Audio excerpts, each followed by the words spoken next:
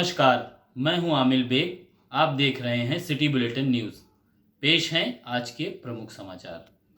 अयोध्या के यातायात पुलिस में तैनात सिपाही अभय यादव ने फांसी लगाकर आत्महत्या कर ली।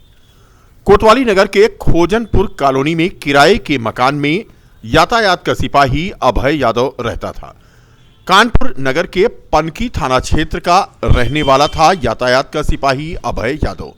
मौके से सुसाइड नोट भी पुलिस ने बरामद किया है। सुसाइड नोट में 3 व्यक्तियों का उन्होंने नाम लिखा है। तीनों व्यक्ति कानपुर के रहने वाले हैं। पैसे के लेन देन में आत्महत्या करने की बात सिपाही मृतक अभय यादव ने लिखी है। कोतवाली नगर की पुलिस पूरे मामले की जांच कर रही है। परिजनों को पुलिस ने सूचना दे दी है। राशन की घटतौली रोकने के लिए कोटेदारों को अब इलेक्ट्रॉनिक वेटिंग मशीन दी जाएगी। सदर तहसील क्षेत्र के गांवों के लिए यह मशीन आ गई है। अब राशन वितरण में घटतौली नहीं हो पाएगी।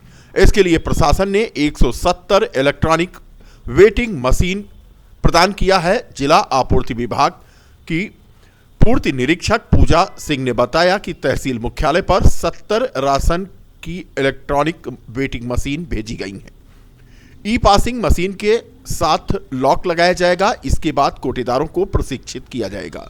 फिर कोटेदारों को यह मशीन प्रदान कर दी जाएगी। इसी मशीन पर वजन करके अब कार्ड धारकों को राशन वितरण किया जाएगा। पूर्ति निरीक्षक पूजा सिंह ने बताया कि कार्ड धारकों की अक्सर शिकायत रहती है कि कोटेदार द्वारा राशन में घटतौली की जाती है। इसी मनमानी को रोकने के लिए शासन ने कोटेदारों को इलेक्ट्रॉनिक वेटिंग मशीन उपलब्ध कराने का निर्णय लिया था। शासन से व्यवस्था ये की गई है कि हमको ये वेइंग मशीन मिली हुई है। तौल की मशीन है ये जो है घटतौली रोकने का काम किया जा रहा है। इसमें ईपॉस मशीन जो आएगी वो तभी थंब आगे वेरीफाई होगा जब खाद्यान्न पूरा तौल हो जाएगा। अगर उसमें 100 ग्राम 50 ग्राम भी कम होता है तो ये मशीन एक्सेप्ट नहीं करेगी और वो आगे प्रोसेस वितरण का नहीं बढ़ पाएगा। कुछ अलग से डिवाइस इसमें लगी? हाँ, डिवाइस लगी, अभी इंस्टॉलिंग कराई जा रही है। इसको बाट माप वाले आएंगे कल परसों से, तो उसको स्टम्पिंग करेंगे।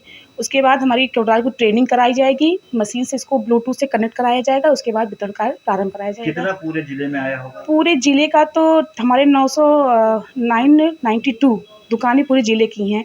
जहाँ तक हमारे उसमें हमको 170 मिला सदर तहसील का पूरा मया का, और 68 जो है आपके मुख्यालय शहर के लिए आई हुई हैं। अभी और मशीनें भी आनी? हाँ, आज रुदौली उतर रही है तो अभी मिल्कीपुर, तो इसका फाइनल हो जाएगा। तो क्या लगता है इससे घटतौली कम? बिल्कुल 100% जो ये व्यवस्था आ रही है इससे घटतौली 100% कम हो जाएगा, क्योंकि बिना ये पूरा वेट लिए ये मशीन आगे बढ़ेगी ही नहीं। जब तक उस पर ग्रीन नहीं दिखाएगा वो वितरण आगे बढ़ेगा ही नहीं। तो घटतौली कम होने का 100% है कि ये कम हो जाएगा। शिकायतें बहुत आती थी। हाँ, घटतौली बिल्कुल शिकायतें बहुत आ रही थी। IGRS बहुत आते थे। पब्लिक हमेशा बोलती थी मुझे कम मिल रहा है मैडम, उनके बाट माप में ये प्रॉब्लम है या इनके मशीन में, तो लेकिन इससे शिकायतें दूर हो जाएंगी। नाम और पद? मैं पूजा सिंह, पूर्व निरीक्षक सदर। अयोध्या लोकसभा क्षेत्र से इंडिया गठबंधन के प्रत्याशी पूर्व मंत्री अवधेश प्रसाद के पक्ष में अयोध्या जिले के कांग्रेस जन इकट्ठा हुए। कांग्रेस कार्यालय कमला नेहरू भवन में आहूत बैठक में कांग्रेस पार्टी के पूर्व प्रदेश अध्यक्ष पूर्व सांसद डॉक्टर निर्मल खत्री की अध्यक्षता में यह बैठक संपन्न हुई। बैठक में कांग्रेस जनों ने संयुक्त गठबंधन के प्रत्याशी अवधेश प्रसाद को भारी मतों से जीत दिलाने की हुंकार भरी। पूर्व मंत्री व गठबंधन के प्रत्याशी अवधेश प्रसाद ने कांग्रेस के पूर्व प्रदेश अध्यक्ष डॉक्टर निर्मल खत्री का आभार व्यक्त करते हुए कहा कि कांग्रेस और समाजवादी पार्टी के कार्यकर्ता एकजुट होकर इस चुनाव में भाजपा को उखाड़ फेंकने के लिए पूरी तरह से लामबंद हो गए हैं। वहीं डॉक्टर निर्मल खत्री ने कहा कि इंडिया गठबंधन के प्रत्याशी को विधायक के रूप में हम सब ने देखा है, जो एक जन सामान्य के नेता हैं। आज वह हमको एक प्रत्याशी के रूप में मिले हैं। हमें इस बात का गर्व है कि जो उनका अनुभव है, जो जन सामान्य के बीच उनकी सहभागिता है, इसका लाभ गठबंधन को आने वाले लोकसभा चुनाव में प्राप्त होगा। इस मौके पर समाजवादी पार्टी के जिलाध्यक्ष पारसनाथ यादव समेत पूर्व राज्य मंत्री और सपा नेता तेज नारायण पांडे पवन, कांग्रेस पार्टी के जिलाध्यक्ष, महानगर अध्यक्ष सहित तमाम वरिष्ठ पदाधिकारी और कार्यकर्ता मौजूद रहे।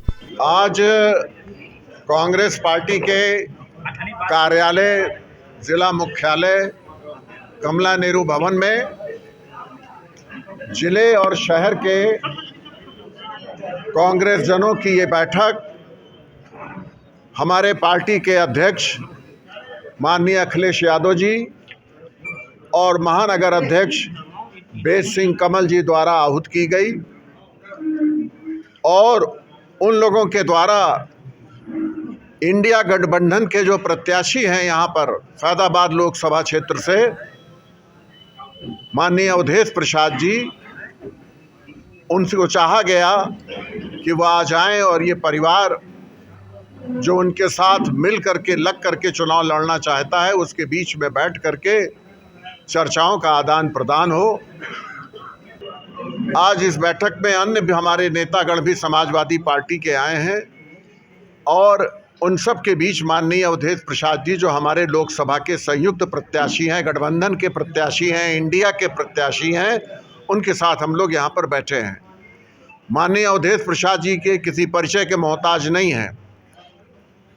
लगातार इतने वर्षों तक, एक लंबे समय तक विधानसभा में इस जनपद के किसी न किसी क्षेत्र का प्रतिनिधित्व करने का अवसर जिस व्यक्ति को मिला हो तो यकीनन उसमें कुछ न कुछ ऐसी खूबी होगी कि जनता ने उन्हें विधानसभा में चुन करके भेजा होगा। और निश्चित रूप से एक सामान्य परिवार में जन्मे व्यक्ति और जन सामान्य के बीच रह करके राजनीति करने वाले व्यक्ति के रूप में हम लोगों को जो प्रत्याशी मिला है उससे हम लोग सब लोग इस बात का प्रसन्नता का बोध कर रहे हैं कि हम अपने ही बीच के एक साथी को, एक सहयोगी को, एक नेता को अपने लोकसभा भेजने की तैयारी में लग गए हैं। और यहाँ पर फैजाबाद में, जनपद अयोध्या में, यहाँ के कांग्रेस जनों को मैं बधाई दूंगा जो इतनी बड़ी तादाद में पहुँचे। यहाँ पर हर कोने से यहाँ पर लोग आए हैं कि उत्तर प्रदेश में शायद ये पहला जिला होगा जहाँ पर इस तरीके की संयुक्त बैठक अपनी पहल पर आयोजित की गई। इसका मतलब कि हृदय में वो भाव है कि नहीं, हमको मिल करके लड़ना है। अब मैं माननीय अवधेश प्रसाद जी से चाहूँगा कि वो अपने विचार आप लोगों के सामने रखें। क्या इसका प्रभाव 2024 में पड़ेगा? किस चीज़ का?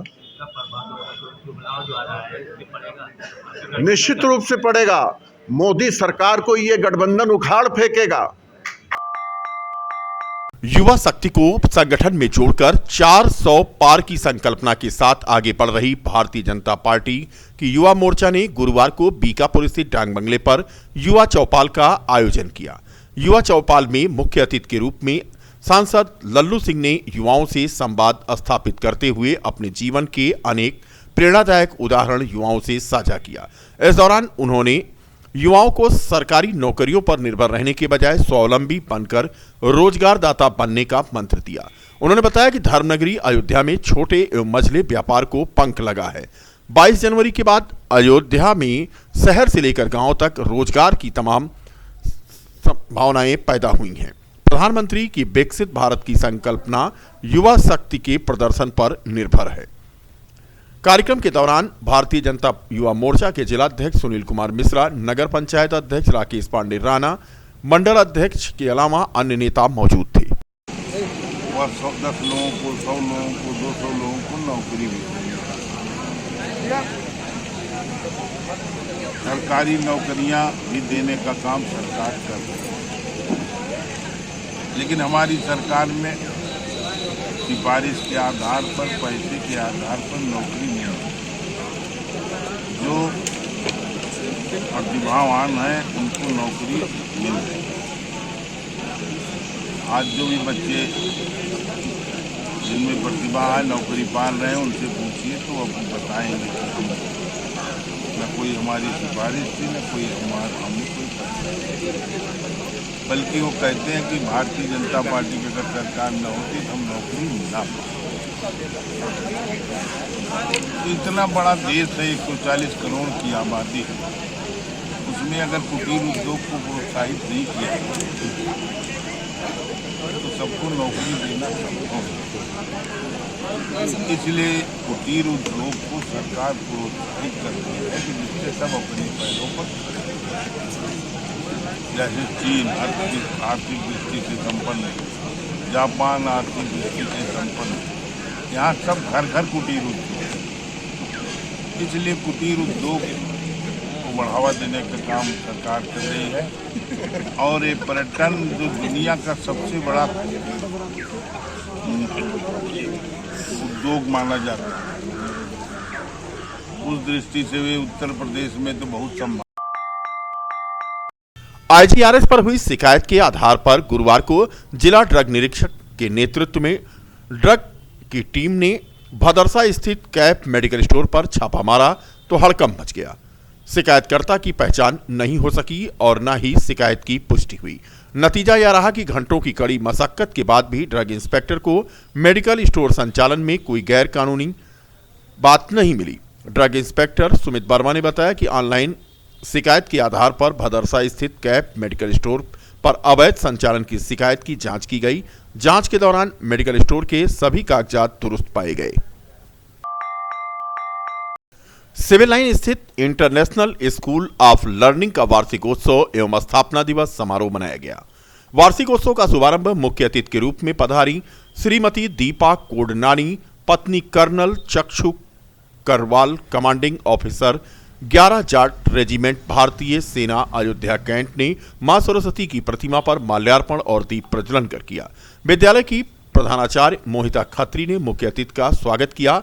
अपने स्वागत भाषण में सभी अतिथियों का उन्होंने स्वागत किया।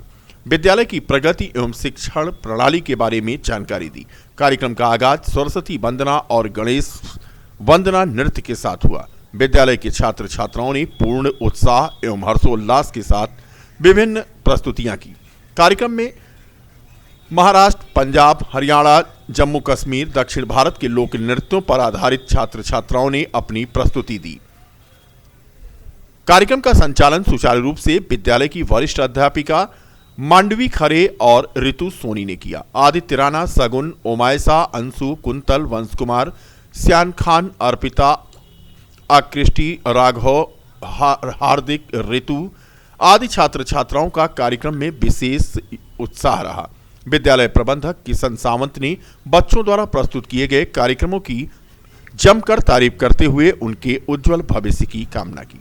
मीडिया प्रभारी मोहिनी चौरसिया और प्रशासनिक अधिकारी राधेश्याम ने बताया कि सफल आयोजन के पीछे विद्यालय के प्रबंधक किशन सावंत और सभी शैक्षिक अशैक्षिक अध्यापिकाओं का प्रयास रहा। एनुअल फंक्शन चल रहा है, 6th एनुअल फंक्शन है स्कूल का और 11वां स्थापना दिवस है, फाउंडेशन डे है एंड 6th एनुअल फंक्शन है। किस तरह के क्या बच्चों ने नर्सरी से लेकर नर्सरी टू 5th तक के स्टूडेंट्स ने यहाँ पे डांस परफॉर्मेंस किया है और जैसे LKG के बच्चे, छोटा बच्चा सॉन्ग किए हैं, डांस किए, मैं निकला गड्डी लेके डांस किए हैं और कुछ हमारे देशभक्ति डांस हुए हैं।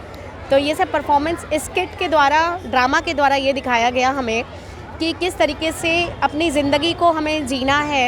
एक फेल होते हैं लाइफ में, पास होते हैं, तो वो चीज़ दिखाई गई है। हमें हर चीज़ के लिए हमेशा स्टैंड रहना है, चाहे वो सुख हो चाहे वो दुख हो। और अभी हमारा और भी एक स्किट है, उसमें ये दिखाया जा रहा है कि फ़ोन एडिक्ट, मोबाइल जो है, पहले के टाइम पे जब हमारी मोबाइल नहीं रहती थी तो किस तरीके से हमारे बच्चे रहते थे, बाहर खेलते थे और अब हमारे यहाँ जब मोबाइल आ गई है तो बच्चों का खेलना वगैरह बंद हो गया है एंड देन वो हर टाइम खाना खाते हैं तो मोबाइल लेते हैं, हर चीज़। तो वो एक दिखाया गया है स्किट के माध्यम से कि ऐसा करना गलत है। मोबाइल अच्छी भी चीज़ है और मोबाइल ख़राब भी है, तो थोड़ा सा उस चीज़ को बच्चों को देखते हुए किया गया है। भावक सबसे फर्स्ट ऑफ ऑल हमारे स्कूल में 70 से 80% स्टूडेंट आर्मी कैंट के हैं। जो बटालियन आती है हमारे यहाँ स्टूडेंट्स आते हैं, एडमिशन्स होते हैं। तो जो हमारे और भी अभिभावक हैं, सबसे ज़्यादा सपोर्टिव तो हमारे लिए हमारे पेरेंट्स हैं। हमारे गार्जियन, जो स्कूल के गार्जियन हैं, पेरेंट्स हैं, बहुत ज़्यादा सपोर्टिव हैं। उन्होंने अपने बच्चों के लिए बहुत ज़्यादा मेहनत की है। शहर के सिविल लाइन रेलवे स्टेशन स्थित राजकीय बालिका इंटर कॉलेज के सामने कॉलोनी में स्थापित साईं बाबा की मंदिर से साईं बाबा की शोभा यात्रा, बैंड बाजा और पालकी पर सवार साईं बाबा की मूर्ति और बग्घी के ऊपर साईं बाबा की प्रतिमा की आरती करके निकाली गई। शोभा यात्रा में बाबा के श्रद्धालु भक्त नाचते गाते नजर आए। संदीप गुप्ता ने बताया कि साईं बाबा की मंदिर का 23वां स्थापना दिवस मंदिर में मनाया जा रहा है। स्थापना दिवस के अवसर पर प्रत्येक वर्ष की भांति इस वर्ष भी साईं बाबा की शोभा यात्रा निकाली गई।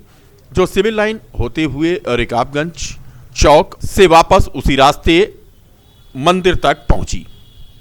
स्थापना दिवस है हमारे मंदिर का, 23वां स्थापना दिवस है और ये अभी पालकी निकाली जा रही है बाबा की शोभा यात्रा, जो कि मंदिर प्रांगण से उठाई गई है और यहाँ से ये रिकाबगंज से फिर चौक से पुनः उसी रास्ते से वापस होकर मंदिर प्रांगण में जाएगा। फिर भजन होगा बाबा का, फिर उसके बाद महाआरती की जाएगी, फिर उसके बाद भंडारे का प्रोग्राम होगा। ये हर साल बहुत खुशी से मनाया जाता है। इस साल भी हम लोग बहुत अच्छे से बहुत खुशी से मना रहे हैं। कौन सा स्थापना दिवस? 23वां स्थापना दिवस मना रहे हैं। कितना दिवसीय कार्यक्रम होता है? कार्यक्रम होता है ये 1 दिन का कार्यक्रम होगा। क्या नाम आपका? संदीप कुमार गुप्ता। अखिल भारतीय आदर्श चौरसिया महासभा के नेतृत्व में चौरसिया समाज की जन चेतना रथ यात्रा लखनऊ से चलकर कल अयोध्या पहुंचेगी। यात्रा का बस्ती, अयोध्या, संत कबीर नगर, गोरखपुर, कुशीनगर, देवरिया, महाराजगंज, सुल्तानपुर, अमेठी होते हुए वापसी लखनऊ को होगी। प्रदेश महामंत्री एडवोकेट राकेश चौरसिया ने बताया कि चौरसिया समाज की राजनीतिक और सामाजिक भागीदारी के लिए उत्तर प्रदेश के लखनऊ से चलकर 35 जिलों में यह यात्रा जाएगी। उन्होंने बताया कि रथ यात्रा का उद्देश्य है चौरसिया समाज के लोग जो अपने को पिछड़ा मानते हैं, उन्हें इस यात्रा के माध्यम से लोगों से जोड़ना है और आने वाले चुनाव में चौरसिया समाज की भागीदारी सुनिश्चित कराना है।